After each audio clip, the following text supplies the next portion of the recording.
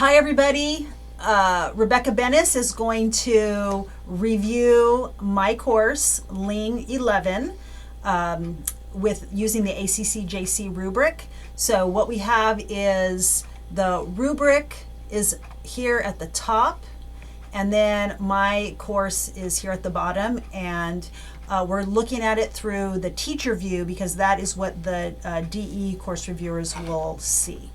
So Rebecca, go for it. All right, so we're going to start on the home page, and I can see that there's some announcements, but what I want to do is make sure I have the teacher's name right. So I'm going to grab the syllabus. The teacher's name is Sally Potter, and the other thing I want to check on the syllabus is for office hours, because office hours are a really easy way for me to check for regular interaction. And as I scroll down, I can see that this instructor does have office hours, so I'm going to go ahead and I can check the regular predictable engagement. Once I've got the instructor's name, which is Potter in this case, I'm going to keep that in the back of my mind, but the first place I'm going to go is announcements and see what announcements this instructor has. So I can see there's one for an office hour, a week 12, recaps of 8 and 9, week 11. So there's quite a few announcements that are on here and some recaps, which looks pretty good to me. I'm going to specifically go to maybe one of the recaps and just see what kind of information is in there. A recap of a module.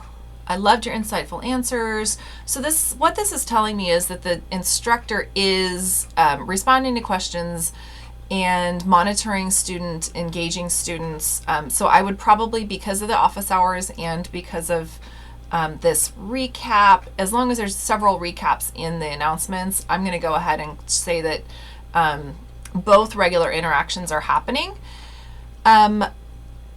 I guess this kind of works as direct instruction, assessment and feedback, but I'm going to look for some other ways to make sure that this is really happening. And the next place I'm going to go is the discussions. So this teacher has the discussions not visible to students, but because I am in here as a reviewer, I can see those. So I'm going to go to discussions. I can see that there are a lot of discussions in this class. I'll pick probably 2 or 3 in a sequence that are close together in date. So maybe this September 8th, and then I'll go to the August 31st. And I'm just going to check to see if this instructor is participating. So we've got the prompt here, which is the discussion, but I'm going to enter the teacher's name in there to see how often she's participating. She's participating quite a bit. So I'll go back to the list of discussions. That one was on September 8th, I believe. So I'll pick the one the week before, check there.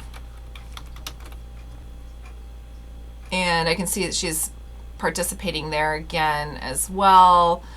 I might check one more, but this is looking pretty good to see that that she's facilitating group discussions.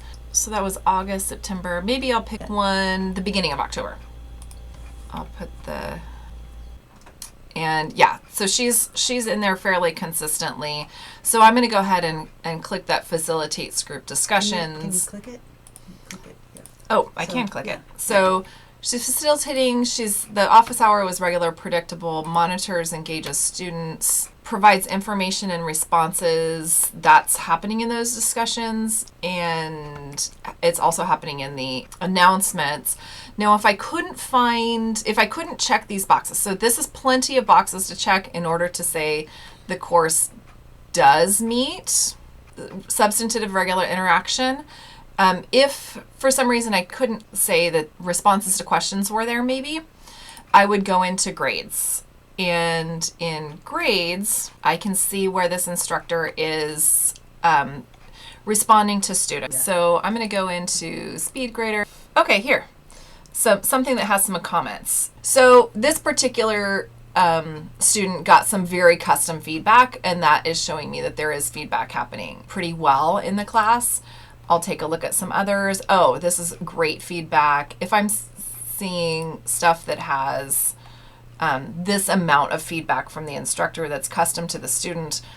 This type of feedback that I'm seeing with that's very custom to the student experience, if I'm seeing that in a couple of assignments, that's going to allow me to also click that provides information, assessment and feedback here in substantive interaction, but also engages students and monitors success. What if I have, in my discussions, I'm not in the discussion facilitating, giving feedback, giving comments to the students, but what if I am giving comments in the speed grader to what they posted in the discussion? How would you categorize that? In that case, I would hope that there would be some indication either in the syllabus or in the discussion itself that said, please look for your comments, please look for your feedback in SpeedGrader, so that the student knows that that's where they should be looking for feedback, but also as a reviewer, that will tell me, okay, that's where I need to go find that feedback. Although that counts as assessment and feedback, not facilitating a group discussion. Facilitating a group discussion would be something like that you would replicate in person if you were in a classroom. So if you're having a small group discussion or a full class discussion in a classroom, obviously those interactions are going to be viewable to other students. So that's what's happening in a discussion board on Canvas, and that's what facilitating a group discussion means. If you're only giving feedback on their discussion posts within SpeedGrader, I would call that assessment and feedback. And that would really only count as one substantive interaction method, even if that interaction is happening in the discussion board. Okay, thank you. If All right. I have any more questions, I will let you know. Thanks. Okay, bye.